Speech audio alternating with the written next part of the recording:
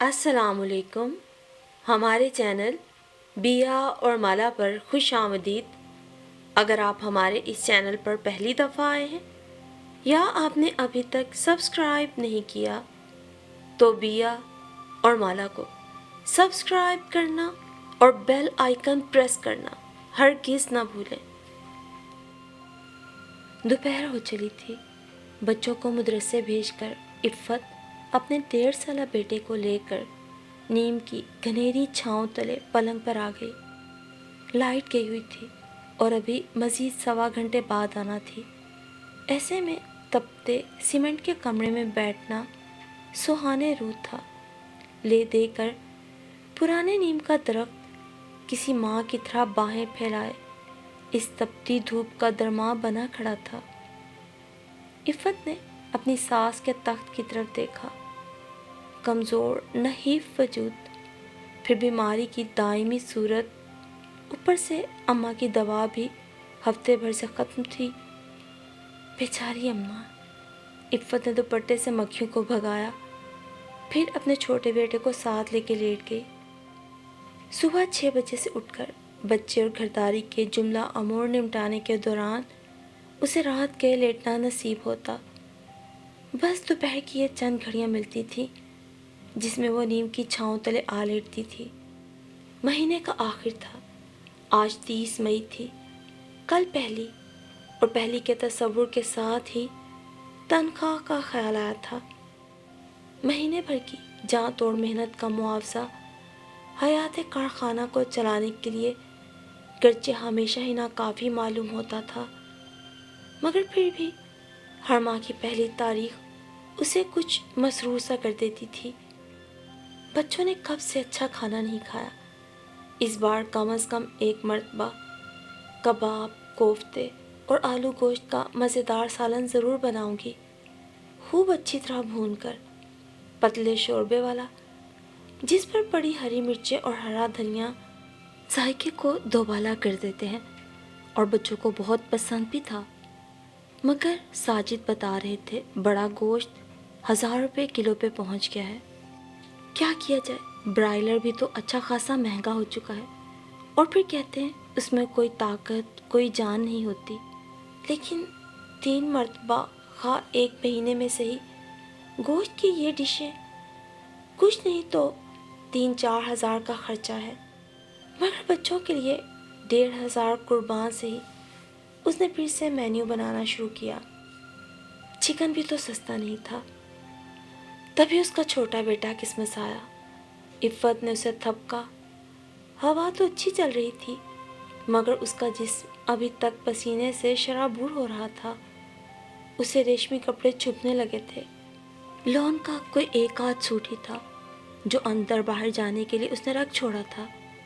گھر میں پہننے کو وہی پرانے ریشمی گھسے پٹے کپڑے تھے جو کم از کم پسینہ آنے سے پھٹتے تو نہیں تھے.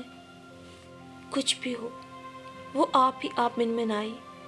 مہنگے ترین نہ صحیح، مگر اتوار بازار میں سستی لون کے جو 3 پیس سوٹ 8-8 900 میں مل رہے ہیں نا، بس اس مہینے میں ایک اپنا، ایک اماں اور ایک دریا کا سوٹ لے لوں گی.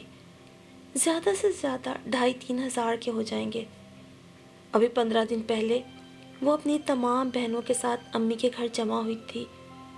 دونوں بھاوجوں اور تینوں بہنیں زور و شور سے گرمیوں کے کپڑوں کے بارے میں ڈسکشنز کر رہی تھیں. ان کے پرنٹ، اچھی کوالٹی، ان کی کاپیاں اور ان بازاروں کے بارے میں جہاں معیاری کپڑا موجود تھا.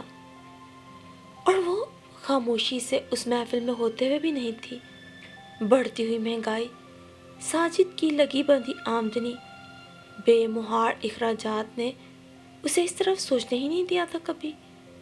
اسے تو ثنا سفیناز کے گارنٹیڈ معیار کا اپنی بھابھی کی زبان ہی علم ہوا تھا. مارکیٹ میں کتنے ہی برانڈز آگے تھے جن کا تذکرہ عموماً اس کی بہنیں اور بھابھیاں کرتی تھیں. یہی وجہ تھی کہ واپسی کے وقت امی نے اپنا خوبصورت اور مہنگا ترین 3 پیس سوٹ اس کے ہاتھوں میں دے دیا تھا. ارے نہیں نہیں امی، بھابھی آپ کے لیے تحفہ لائی ہیں، وہ برا مان جائیں گی کہ آپ نے اٹھا کے مجھے دے دیا. بے بسی کے احساس نے اس کی آنکھیں نم اور لہجہ گلو گیر کر دیا۔ ارے بس بیٹا رکھ لو، میں خود ہی دیکھ لوں گی سب۔ امی نے زبردستی اس کے بیگ میں شاپر رکھ دیا تو وہ خاموش ہو گئی۔ یوں بھی دریا کا پرائمری سیشن ختم ہو رہا تھا۔ فیئر ویل پارٹی کے لیے وہ نئے سوٹ کا مطالبہ کر رہی تھی، اور یہ کچھ بیجا بھی نہیں تھا۔ وہ تو عید بقرعید بھی بچوں کے لیے اچھے کپڑے نہیں بنا پاتی تھی۔ پھر اس نے وہی سوٹ اپنی بیٹی کو سی کر دیا تھا۔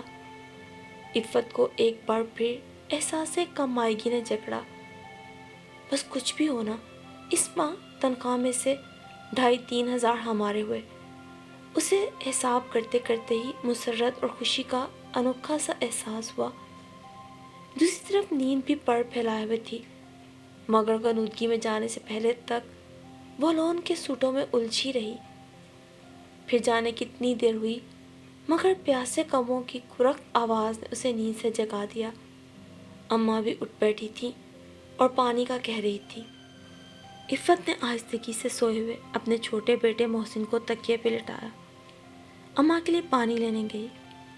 کل اس کے بچوں کی ٹیچر نے اسے میٹنگ کے لیے بلوایا تھا۔ بچوں کے بارے میں بتایا کہ اس کے بچے ذہین بھی ہیں اور پڑھنے کے شوقین بھی، مگر حد درجہ سست اور کمزور۔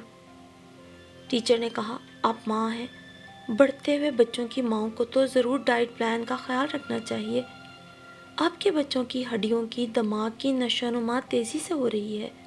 ایسے میں اگر ان کے اندر غذائی قلت رہ جائے گی تو وہ اپنی زندگی کے امور میں بہترین پرفارمنس نہیں دے سکیں گے۔ ساتھ ہی ساتھ ٹیچر نے بتایا کہ بچوں کو آپ روزانہ نہار منہ بھیگے ہوئے بادام 1 کپ دودھ کے ساتھ ضرور دیں۔ اس سے بچوں کی یادداشت اچھی ہوتی ہے، ان میں کچھ طاقت ہوگی تو ہی اتنا کچھ پک کر سکیں گے نا۔ سلیبس تو ہر آنے والے روز مشکل سے مشکل ترین ہوتا جا رہا ہے، اور بچوں کو بہت سخت مقابلہ کرنا ہے علم کے میدان میں آگے رہنے کے لیے۔ ٹیچر کی تمام باتوں کے جواب میں عفت کچھ نہ کہہ سکی تھی۔ وہ کیسے کہتی؟ 4 بچے، 2 وہ میاں بیوی، 1 اماں، 7 افراد خانہ، کمانے والا ایک ہی انسان جو صبح سے رات کے محنت کرنے والے تھے۔ تنخواہ صرف 20,000 روپے تھی، اسی میں سب کچھ۔ پھر بھی دل مار مار کے جی رہے تھے وہ لوگ۔ جہاں کھانے کے لیے سوچ سوچ کے انتظام کرنا پڑے، وہاں دودھ، پھل، میوہ جات بھلا عیاشی کے زمرے میں ہی آتے تھے نا۔ لیکن بچے، وہ الجھی۔ زبیر اور دریا دونوں سے میاں بیوی کی امیدیں وابستہ تھیں۔ وہ خود تو اوسط درجے کی تعلیم حاصل کر پائے تھے، مگر اپنے بچوں کو مستقبل میں کامیاب بنانا چاہتے تھے۔ مگر اب میں بچوں کے معاملے میں کوئی سمجھوتا نہیں کروں گی۔ اگر 1 کپ دودھ اور 2 3 بادام سارے بچوں کو دیے جائیں تو دودھ جو ملاوٹ زدہ ہونے کے باوجود بھی 150 روپے چل رہا ہے، اس کا بل تقریباً 6-7 ہزار تک پہنچ جائے گا۔ اور بادام وہ بھی لے لوں گی، چلو 1000 روپیہ مزید اضافہ ہو جائے گا خرچے میں۔ ہاں مگر بچوں کی صحت بھی تو ضروری ہے۔ زبیر، دریا، سارا اور محسن تو بھی چھوٹے ہیں۔ یہ سوچ کے وہ کچھ مطمئن ہوئی۔ دن ڈھل رہا تھا، بچے گھر آ کے کھیل کود میں مصروف ہو گئے تھے۔ نیند کی رسیہ دریا دادی کے پاس لیٹ کے اونگ رہی تھی۔ بچوں کو انہوں نے قریبی سرکاری اسکول میں ڈالا ہوا تھا، مگر ٹیوشن اچھی دلوا رہے تھے۔ باقاعدہ طور پہ کسی ٹیوشن سینٹر یا اکیڈمی میں تو اس نے بچوں کو داخل نہیں کروایا تھا کہ سنا تھا وہاں اچھا پڑھایا ہی نہیں جاتا۔ یہ جو ٹیچر تھی ان کے گھر سے کچھ آگے ہی رہتی تھی، خود کیمسٹری میں MSc کر رہی تھی، بہت ذہین تھی، یونیورسٹی میں گولڈ میڈل بھی لے چکی تھی۔ ویسے تو ان کے پاس کوٹھیوں کاروں سے بچے آتے تھے اور اچھی خاصی فیس دیتے تھے، مگر عفت کے بچوں کی ذہانت اور لگن دیکھتے ہوئے وہ صرف 3000 میں اس کے تینوں بچوں کو پڑھا رہی تھی۔ عفت کو تو یہ غیبی مدد ہی لگتی تھی۔ بچے اچھا رزلٹ بھی دے رہے تھے، تبھی ٹیوشن والی ٹیچر بھی کم پیسوں میں پڑھانے پہ تیار ہو گئی تھی۔ عفت نے بچوں کو ٹیوشن کے لیے تیار ہونے کا کہا اور خود کچن میں چلی آئی۔ ویسے بھی مہینے کی بالکل آخری تاریخ تھی۔ سودے کے نام پر ہر چیز ناپید۔ عفت نے چائے کا پانی رکھا اور آٹا گوندھنے لگی۔ ابھی کچھ عرصے سے اس نے یہ سسٹم شروع کر دیا تھا۔ مغرب تک وہ بچوں کو چائے کے ساتھ گرم پراٹھے بنا دیتی یا انڈے کا خاگینہ۔ بچے شوق سے کھا بھی لیتے اور گزارا بھی ہو جاتا۔ آج بھی اس نے یہی کیا۔ بچوں کو ٹیوشن بھیج کے اس نے چھوٹے کو ساس کے حوالے کیا اور نماز ادا کر کے دوسرے دن کے لیے بچوں کے اسکول کے کپڑے استری کرنے لگی۔ تبھی یاد آیا استری تو پچھلے 15 دن سے خراب تھی۔ ساجدہ، اس نے دیوار پر سے پڑوسن کو پکارا، تھوڑی دیر کے لیے استری چاہیے۔ ساجدہ نے اسے استری پکڑائی، مگر عفت ساجدہ کی اماں کے تاثرات دیکھ چکی تھی۔ وہ ایک چھوٹے جھگڑالو ذہنیت کی حامل خاتون تھی اور اپنے رویے سے دوسروں کو اچھے سے اپنی ناگواری باور بھی کرا دیا کرتی تھی۔ مروت، خلوص اور رواداری ان کے اندر ناپید تھی۔ پھر بھی کیا کیا جاتا، کبھی نہ کبھی تو ہمسایوں کی ضرورت پڑ ہی جاتی تھی۔ عفت نے لاکھ چاہا کہ وہ ان کے رویے کو درگزر کر دے، مگر وہ باور کرانے سے باز نہ آئی تھی کہ روز روز کا استری مانگنا انہیں پسند نہیں۔ یوں کہا جائے کہ انہیں تو کبھی کبھار بھی کسی ہمسائے کا کچھ مانگنا پسند نہیں تھا تو زیادہ مبالغہ آرائی نہیں ہوگی۔ وہ خالہ، آپ اس روز کہہ رہی تھی نا کہ راشد کی شاپ پر الیکٹرانک کی اشیاء کی سیل لگی ہوئی ہے، آپ اسے کہنا مجھے قسطوں پہ استری لا دے۔ ایڈوانس کا 2000 میں کل ہی ادا کر دوں گی۔ اللہ نے چاہا تو آج ساجد کو تنخواہ مل جائے گی۔ وہ بلا سوچے سمجھے اپنی صفائیاں دے رہی تھی۔ اسے بھی روز روز کی شرمندگی نے شرمندہ کر دیا تھا۔ جو بھی ہو، اس طرح اپنی استری تو بن جائے گی نا، تھوڑے تھوڑے پیسے دے کے قسطوں میں قیمت بھی چکا دوں گی۔ اور پھر کام سے فارغ ہو کر وہ اماں سے باتیں کرنے لگی تھی۔ اماں اسے پیار سے سمجھاتی اور وہ اماں کو ہمیشہ اپنی ماں ہی سمجھتی تھی۔ سو دونوں ساس بہو میں انسیت کا رشتہ تھا۔ اس کی ساس بے انتہا ہمدرد، نرم مزاج اور خوف خدا رکھنے والی تھی۔ انہوں نے کبھی اسے بہو نہیں سمجھا تھا، بلکہ بیٹیوں سے بڑھ کے ہی چاہا تھا۔ تبھی تو زندگی کی ہر اونچ نیچ وہ کسی بھی خوف و خطر کے بغیر ان سے ڈسکس کر لیا کرتی تھی۔ اور پھر وہ دونوں بیٹھی تھی کہ اچانک دروازہ بجا اور بھابھی نصرت اندر آ گئی۔ عفت خوش دلی سے انہیں ملی۔ وہ اماں کے پاس یا بیٹھی۔ بھابھی نصرت ان کے گھر سے 2 گلیاں آگے رہتی تھی۔ برسوں پرانا ساتھ تھا ان کا۔ وہ اکثر کمیٹیاں ڈالتی اور جب بھی کوئی نئی کمیٹی بنتی وہ عفت کے پاس ضرور آتی، اسے مشورہ دیتی کہ جو بھی ہو عورت کو کچھ نہ کچھ بچانا چاہیے اور کمیٹی اس کی آسان اور اچھی صورت ہے۔ 100 ضرورتیں اچانک آ کھڑی ہوتی ہیں، زندگی موت بھی انسان کے ساتھ جڑی ہے، تب ادھار مانگ کر شرمندہ ہوتا ہے انسان۔ اس سے بہتر ہے کچھ نہ کچھ ماہانہ بچت کی جائے۔ سو وہ بھی اسی لیے آتی تھی۔ ماہانہ 1500 پر نئی کمیٹی ڈال رہی تھی۔ رمضان بھی آنے والے ہیں، اگر میں کسی نہ کسی طرح یہ کمیٹی ڈال لوں تو بچوں کی عید کے کپڑوں کے ساتھ ساتھ دونوں نندوں کا ایک ایک سوٹ اور چوڑیاں لے لوں گی۔ آخر کو بہنوں کا بھی بھائی کی کمائی پہ حق ہے، اور ساجد تو ہیں ہی اکلوتے۔ پھر عید کے تیسرے دن ہونے والی ان کی دعوت بھی اچھی ہو جائے گی۔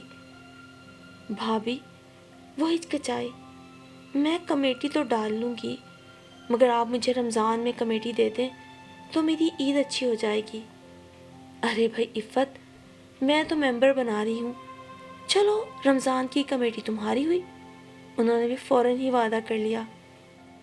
اور پھر رات گئے، بچے بھی سو گئے تھے، مگر ساجد ابھی تک نہیں آیا تھا۔ اکثر اس کا اوور ٹائم لگ جاتا تھا۔ سو دونوں ساس بہو مطمئن تھی۔ پھر رات تقریباً 11 بجے ساجد لدا پھدا گھر لوٹا تھا۔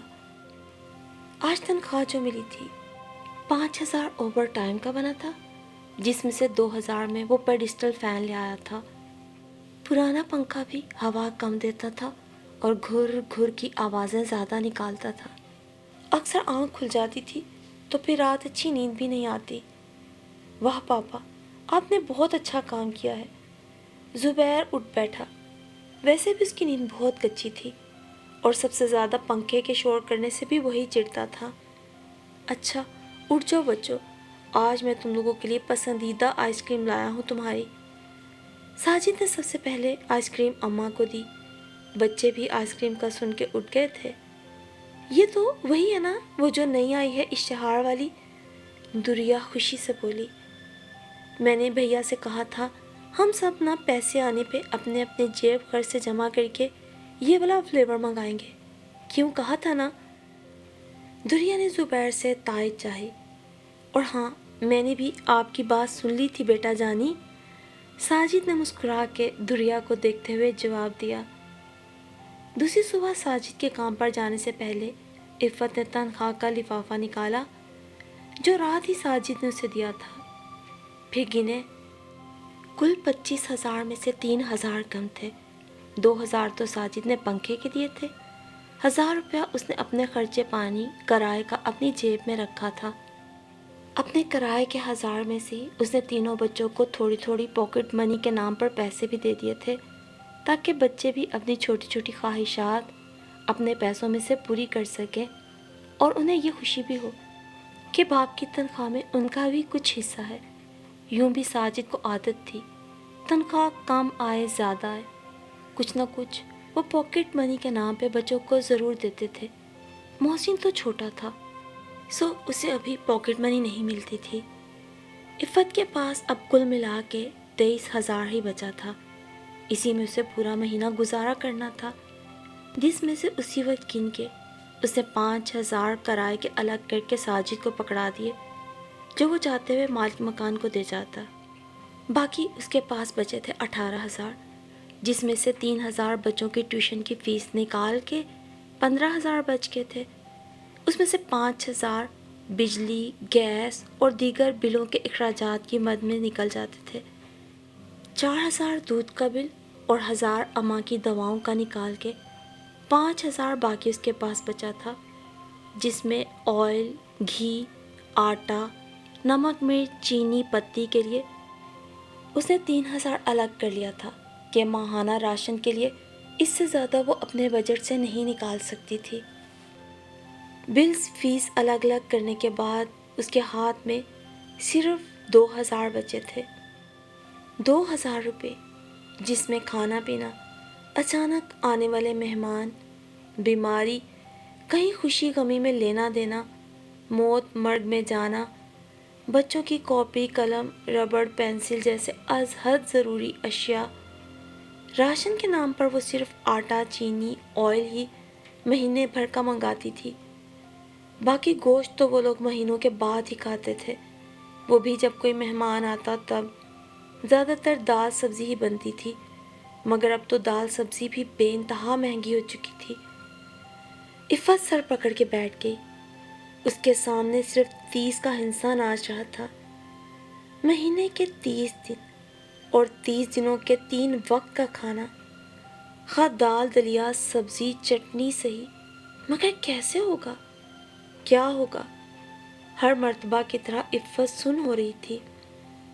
کل دوپہر سے ذہن میں بننے والی خوش آئند پلاننگ بھاپ کی طرح اڑ گئی تھی۔ کچھ بھی یاد نہ رہا تھا عفت کو۔ یاد تھا تو بس یہ کہ اب کیسے اور کس طرح ان 30 دنوں کو گھسیٹے کہ دوبارہ پہلی آ جائے۔ ایسے میں غریب کے پاس صرف ایک ہی در بچتا ہے، نہ تو وہ جان لے سکتا ہے، نہ بددیانتی کر سکتا ہے، نہ چوری یا ڈاکہ۔ لے دے کے اللہ کا در ہی بچتا ہے، وہ بھی اللہ کے سامنے ہی گڑ گڑانے لگی۔ یا اللہ، تو کرم کر دے، ان 2,000 میں ہی اتنی برکت ڈال دے کہ 30 دن مجھے کسی کے سامنے ہاتھ نہ پھیلانے پڑیں۔ عفت اپنی تمام فکروں کو بھلائے صرف دال روٹی کے لیے اللہ کے حضور سجدہ ریز تھی۔ زندگی کی باقی تمام تر ضروریات آسائش کا ٹیگ بن کر حسرت ناتمام میں ڈھل گئی تھیں، اور آج کے دور میں عفت کی یہ کہانی در حقیقت ہر سفید پوش گھرانے کی کہانی ہے۔ محدود تنخواہ کا آتے ہی مختلف اخراجات کی مد میں خرچ ہو جانا اور باقی کے 30 دن چند روپوں کے سہارے کھینچ تان کے گزارنا آج کے دور میں ہر حلال کمانے والے گھرانے کی یہی کہانی ہے، یہی دکھ ہے۔ تو ایسے میں گوشت، جوتا، کپڑا، یہ سب تو ان کے لیے عیاشی کے زمرے میں آتا ہے، اور غریب کا کون سوچے گا؟ صاحب اقتدار تو حوث زدہ ہے، اپنے ہی بینک بیلنس بھرنے میں لگا ہے، اس کے گھر میں پیسے کی کمی بھی نہیں، ہر طرح کی فراوانی ہے، تو وہ غریب کے لیے کیوں سوچے؟ تو پھر سوچنا کسے ہے؟ ہمیں، آپ کو، ہم سب کو۔ اسے جب کبھی آپ کسی عیاشی پہ پیسہ لٹانے لگیں تو عفت جیسی سفید پوش خواتین کے بارے میں ضرور سوچیں، اور ساجد جیسے حلال کمانے والوں کے بارے میں۔